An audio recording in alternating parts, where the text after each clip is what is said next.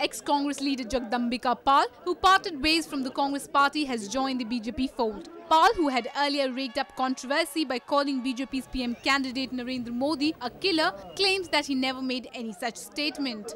Pal added that the SIT formed under the guidance of Supreme Court had already given Modi a clean chit in the 2002 Gujarat riot case. Hence, all the allegations against him were baseless. तो मैंने कभी हत्यारा नहीं बोला।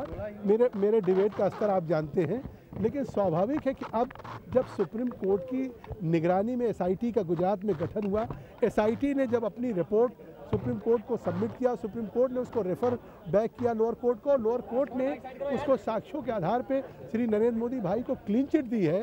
तो अब मैं समझता हूं कि ये देश कानून से चलता है, ये देश न्यायपालिका से चलता है और एक न्यायपालिका ने उन्हें क्लीन चिट दी है, तो अब उनके ऊपर इस तरह का आरोप लगाना निश्चित तौर से व्यर्थ है। Speaking about Congress Vice President Rahul Gandhi questioning Modi's clean chit in the riot case, Pal said that Rahul was only trying to create a doubt in the minds of the public about Modi's image.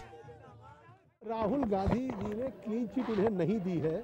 मैं समझता हूं कि किसी को clean chit, अगर कोई मामले में आरोपित है तो उसको क्लीन चिट देने का काम इस देश में जो एक रूल ऑफ लॉ है या लॉ ऑफ द लैंड है, वो केवल न्यायपालिका है और न्यायपालिका ने उन्हें क्लीन चिट दे दी है। तो इसलिए अब निश्चित तौर से उन पे ये अगर आवाज़ राहुल जी उठा रहे हैं तो राहुल गांधी केवल इसलिए कि चुनाव है तो वो कहीं ना कहीं जनता में भ्रम की स्थिति पैदा करना चाहेंगे कि उन्हें क्लीन चिट नहीं मिली।